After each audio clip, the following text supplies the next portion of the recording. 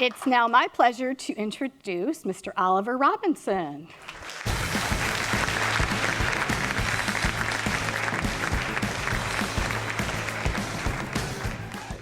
My two colleagues are obviously much smarter than I am because I had to bring cheat sheet cards. But it's okay. I do a better job as superintendent. Just joking. I want to make sure we're all awake there.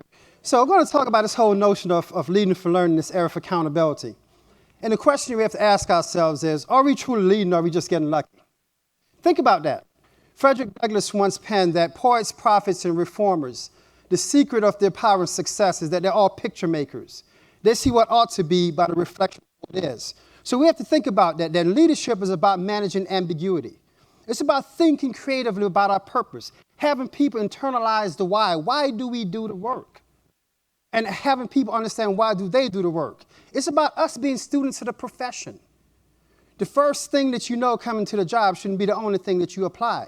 We have to also recognize as leaders, we bring the energy and the direction to the table. Absent energy and direction, organizations aren't successful. Therefore, leadership is about being aspirational. We must have ambitious goals and be audacious in our pursuits of those. We have to recognize that we have to tap into the aptitude of inquiry. The same way we have kids ask, are we there yet? We need to have our staff asking, why are we doing it this way or that way? Because it's not an intellectual exercise, it's a commitment of conviction. So when you think about leadership is, you have to ask the question, am I leading or am I just lucky? Because leadership is about being impactful, transforming all our challenges into opportunities. And trust me, as we mentioned, if we look at things from a fixed mindset, we only see challenges. From a growth mindset, we see opportunities, and opportunities abound. Because leadership is spiritual and faithful, we have to have confidence and faith that whatever it is, we'll make it better. We have to recognize then that there are two smallest words, perhaps and if. Perhaps I do this, and if I do this, things will change. And subsequently, when we think about the systematic nature of leaders, the one thing that we often do, we become prisoners of past assumptions. You ask people why we do it, we've always done it that way. We're prisoners of past assumptions, but yet we need to think collectively and creatively about the work because we recognize that to be effective, it's about reciprocal work and responsibility. In other words, you have to be your very best in order for me to be my very best. We have to recognize that leadership is purposeful. Old successes will fail for future challenges. Just because it worked last year doesn't mean it's going to work next year. We have to be purposeful. We have to engage in those crucial conversations that force all of us to assess the why we do the work, that force all of us to think about our intentionality, but most importantly, to avoid the sucker's choice. And that's that choice is when we say it's either and or. Leadership is in the middle between the and the or. Because we have to be determined as leaders, recognizing that in order to lead effectively, there must be a commitment of conviction and not a commitment of convenience. We don't do it when we like it. We do it because we have to do it.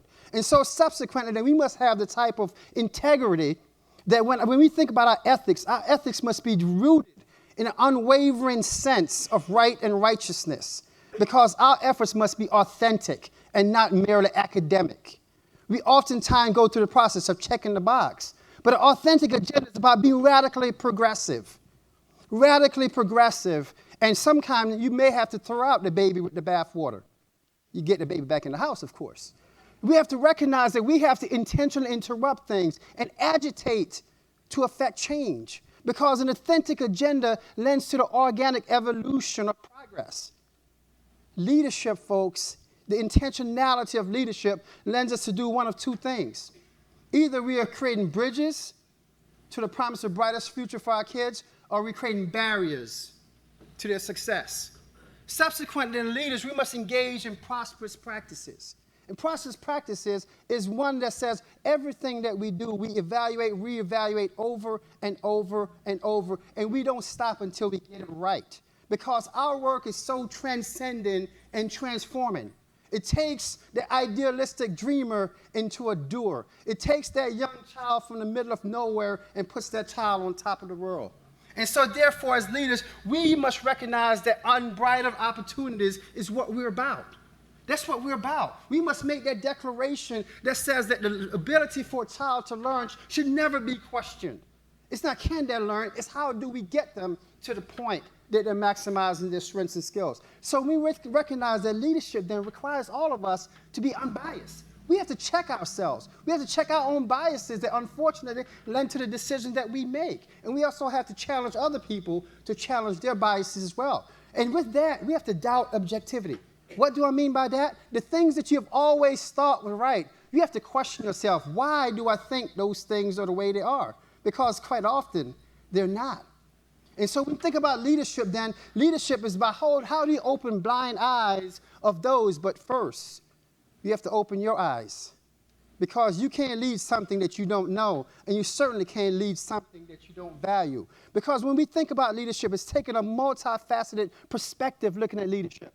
We have to have that, what I call that microscopic view. When we look at trust, we're doing this right because we need people to know that we're going to do it right. That's that trust relationship. The kaleidoscopic perspective, looking at all the moving parts and competing interests and bringing things together and making that picture very clear for the world to see.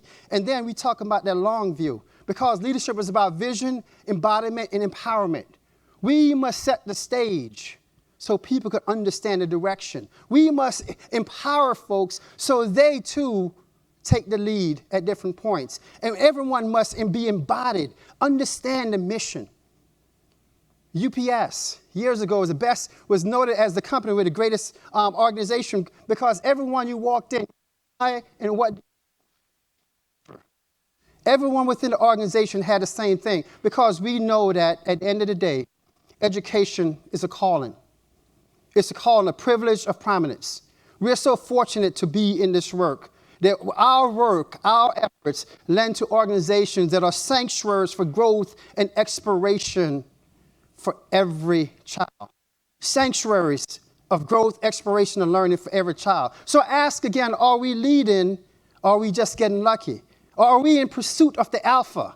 And the alpha says that, you know what, there's a positive return for the investment that we're making. A positive return for our students, a positive return for our community. Subsequently then, as leaders, we have to be much more aggressive. We have to be much more assertive. We simply cannot remain passive and wait for someone else to pass down the dictate that we often reject.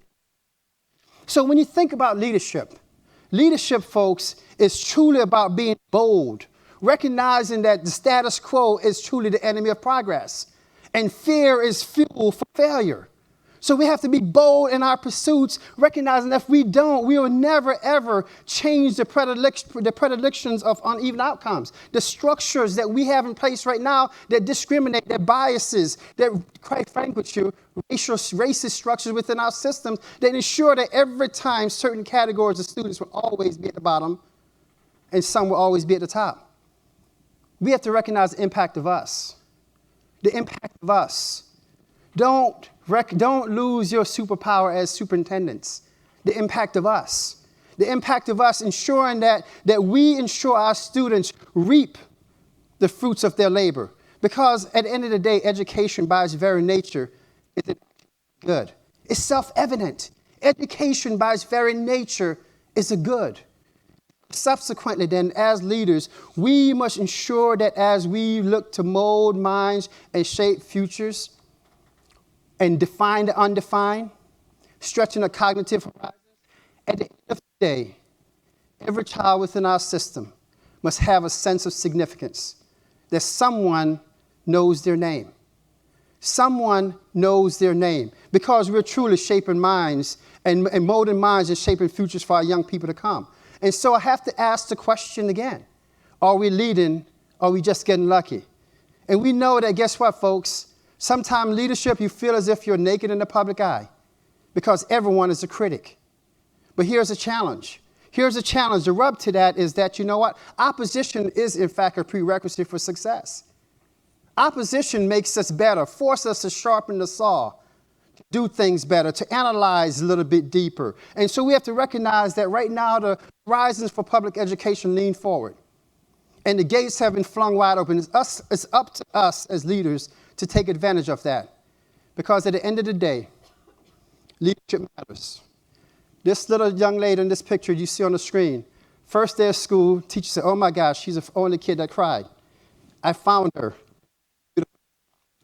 Leadership matters. Recognize that you make a difference. Realize that the difference you make is what you believe. And also recognize that in order to be effective leaders, we must be humble. We're in the greatest profession ever as leaders for learning.